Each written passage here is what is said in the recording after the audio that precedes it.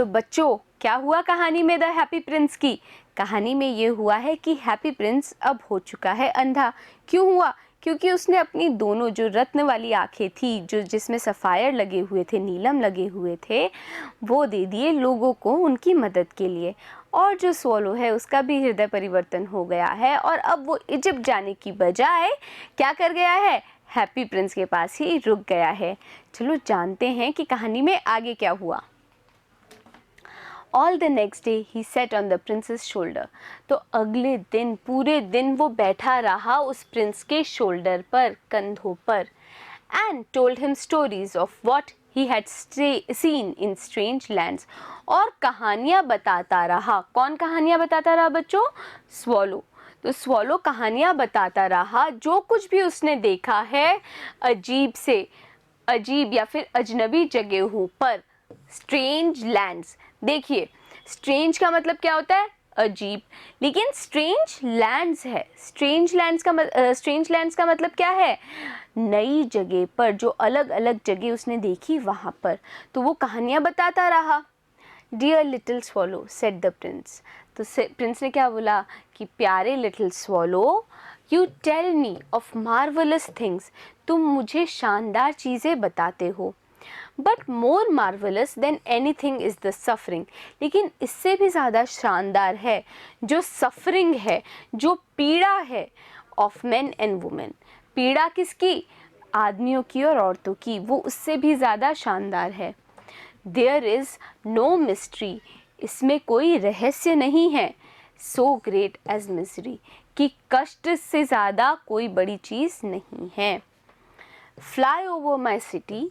मेरे शहर के ऊपर से उड़ो लिटिल स्वॉलो। शहर के ऊपर से उड़ो प्यारे swallow. And tell me what you see there. और मुझे ये बताओ कि तुमने वहाँ पर क्या देखा। तो यहाँ पे हमने कौन कौन से मीनिंग पढ़े?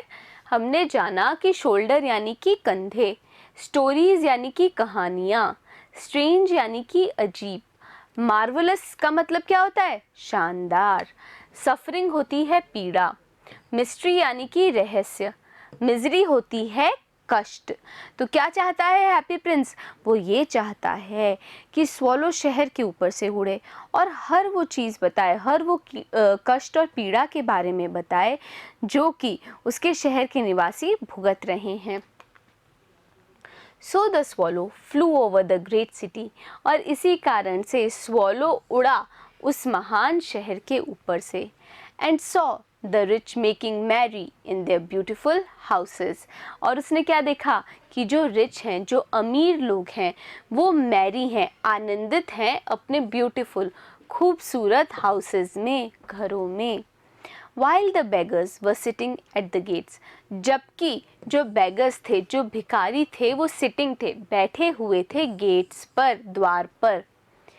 He flew into dark lanes, वो अंधेरी गलियों में भी उड़ा। डार्क लेन्स मतलब अंधेरी गलियों में भी उड़ा। And saw the white faces of starving children. और उसने देखे जो सफ़ेद से चेहरे थे, स्टार्विंग यानी कि भूखे चिल्ड्रन के, बच्चों के। Looking out listlessly at the black streets, जो कि लिस्टलेसली मतलब निरुत्साही ढंग से देख रहे हैं उन ब्लैक स्ट्रीट्स को, उन अंधेरी सड़कों को। अंडर द आर्कवे, मेहराब होता है आर्कवे। तो मेहराब के अंदर एक ब्रिज के पास, एक पुल के पास, two little boys were lying in each other's arm to try and keep themselves warm.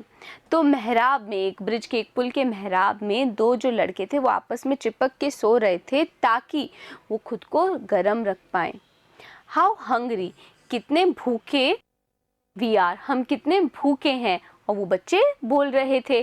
तो यहाँ पे कौन कौन से मीनिंग पढ़े बच्चों? हमने जाना कि मैरी का मतलब होता है आनंदित, ब्यूटीफुल यानी कि खूबसूरत, हाउसेस होते हैं घर, बेगर्स यानी कि भिखारी, गेट्स होते हैं द्वार, लेन्स यानी कि गली, स्टार्विंग यानी कि भूखा होना, लिस्टलेसली होता है निरुत्साही ढंग से, आर्कवे यानी कि मेहराब, ब्रिज होती है पुल, और हंग्री यानी कि भूखे।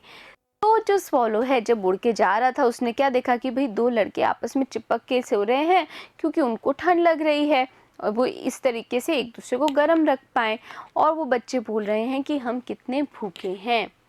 You must not lie here shouted the watchman. लेकिन जो वॉचमैन था, चौकीदार था, उसने क्या बोला, तुम यहाँ नहीं लेट सकते। And they wandered out into the rain. और फिर वो जो दोनों लड़के थे वो इधर उधर घूमने लगे बारिश में। Then he flew back and told the prince what he had seen. और तब स्वॉलो ने क्या किया, वो वापस गया और उसने प्रिंस को बताया जो कुछ भी उसने देखा था। I am covered with fine gold, said the prince. और सारी बात सुन के प्रिंस ने बोला, मैं कवर्ड हूँ, मैं ढका हुआ हूँ फाइन गोल्ड से, उस महीन सोने से। You must take it off leaf by leaf. तुम्हें इसे निकाल देना होगा पत्ती दर पत्ती। And give it to poor. और गरीबों को देना होगा। The living always think that gold can make them happy. जो जीवित लोग हैं वो हमेशा ये सोचते हैं कि जो सोना है वो उनको खुशी दे सकता है। तो हैप्पी प्रिंस को क्या लग रहा है कि भाई मेरा जो मेरी मूर्ति है वो बनी हुई है सोने से, ढकी हुई थी ना, वो सोने से महीन सोना लगा हुआ था उस पर। तो वो चाहता है कि गरीबों के अंदर वो सोना भी दे दिया जाए, क्योंकि लोगों को लगता है, जीवित लोगों को लगता है कि सोने से ही उनको खुशी मिलती है। यहाँ पे हमने पढ़ा कि वॉचमैन कौन होते हैं, चौकीदार। वॉन्डर्ड यानी कि इधर उधर घूमना या इधर उधर भटकना। कवर्ड यानी कि ढका हुआ। अब क्या हुआ कि भाई हैप्पी प्रिंस बोल रहा है कि तुम जो मेरा सोना लगा हुआ है वो दे दो। Leaf after leaf of the fine gold the swallow picked of. और स्वॉलो ने क्या किया, पत्ती दर पत्ती वो सोने को निकाल दिया। पिक्ड ऑफ मतलब तोड़ लिया। Till the happy prince looked quite dull and grey. और तब तक वो निकालता रहा जब तक हैप्पी प्रिंस एकदम डल और ग्रे नहीं लगता, धूसर और अरुचिकर नहीं लगने लगा। पहले तो हैप्पी प्रिंस की मूर्ति कैसी थी, उस पे सोना लगा हुआ था, नीलम जड़ा हुआ था और उसकी जो तलवार थी उस पे माणिक भी लगा हुआ था। अब सारे रत्न चले गए, अब धीरे धीरे सोना भी चला गया है ना, जो मूर्ति पे लगा हुआ था। तो क्या हुआ, वो जो मूर्ति थी अब बिल्कुल नीरस सी लगने लगी, बिल्कुल भी अरुचिकर लगने लगी। Leaf after leaf of the fine gold he bought to the poor. और पत्ती दर पत्ती वो जो निकाल रहा था हैप्पी प्रिंस की मूर्ति से, वो स्वॉलो देता रहा पुअर को, गरीबों को। एंड द चिल्ड्रंस फेसेस ग्रू रोजियर। और जो वो बच्चे थे, गरीब बच्चे थे, उनके जो चेहरे थे वो ग्रू हो गए, बढ़ने लगे, बनने लगे रोजियर, गुलाबी। And they laughed and played the streets.